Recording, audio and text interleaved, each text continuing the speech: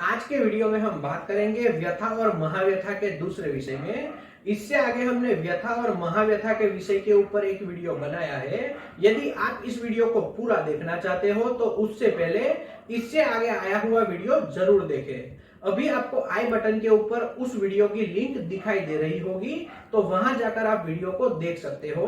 तो आज का वीडियो शुरू करते हैं। दोस्तों, आपने देखा है कि व्यथा और महाव्यथा की व्याख्या में क्या फर्क है और यह जुर्म करने वाले अपराधी को कितनी सजा दी जाती है और कौन से कानून के तहत दी जाती है। तो अब इससे आगे समझते हैं।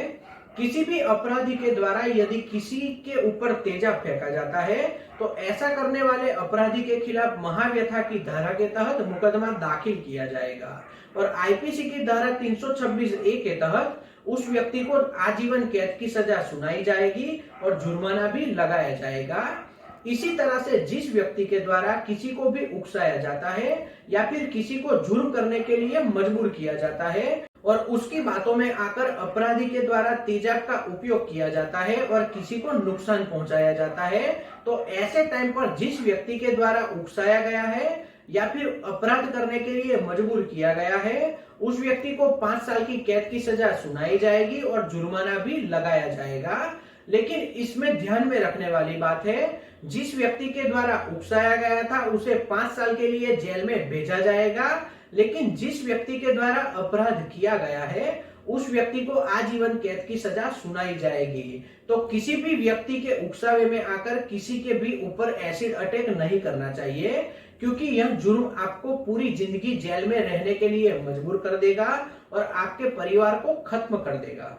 अब इससे आगे समझते हैं। किसी भी व्यक्ति को प्रॉपर्टी के लिए झगड़ते हुए देखा है, लेकिन प्रॉपर्टी के लिए किसी व्यक्ति को उस तरह से नुकसान पहुंचाना कि हमने आगे बात की व्यथा और महाव्यथा की व्याख्या में जैसे बताया उस तरह से नुकसान पहुंचे, तो यदि किसी भी प्रॉपर्टी के झगड़े में सामने वाले को व्यथा या महाव्यथा पहुंचाई जाती है, तो ऐसा करने वाले अपराधी को यदि व्यथा पहुंचाई है तो आईपीसी की धारा 327 के तहत 10 साल तक की जेल की जाएगी और जुर्माना भी लगाया जाएगा।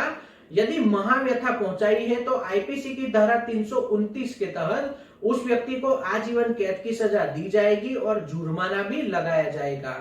तो यह जुर्म करने से पहले एक बार आपको जरूर सोचना चाहिए। अब इससे आगे समझते हैं। किसी व्यक्ति को कोई जहरीली दवाई पिलाई जाए या फिर उसकी तंदुरुस्ती को नुकसान पहुंचे, ऐसा कोई काम किया जाए, यदि किसी अपराधी के द्वारा ऐसा कोई जुर्म किया जाता है तो उस अपराधी को आईपीसी की धारा 328 के तहत 10 साल तक की जेल की सजा दी जाती है और जुर्माना भी लगाया जाता है।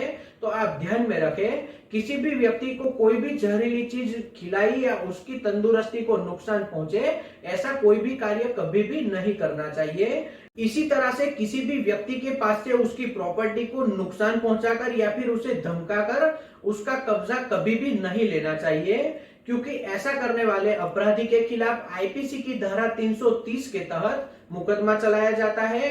यदि वो अपराधी पाया जाता है तो उसे 7 साल की जेल की सजा दी जाती है और जुर्माना भी लगाया जाता है। तो किसी भी व्यक्ति को उसकी प्रॉपर्टी आपको मुफ्त में नहीं लेनी चाहिए, उसको डरा धमकाकर या किसी भी तरह से उसकी प्रॉपर्टी के ऊपर कब्जा भी नहीं करना चाहिए, क्योंकि यह आपका कार्य आपकी पूरी जिंदगी तबाह कर सकता है। तो आज का वीडियो यहीं तक रखते हैं। अगर ये वीडियो आपको पसंद आया हो तो वीडियो को लाइक और शेयर करें और हमारे इस चैनल को सब्सक्राइब करें। जय हिंद।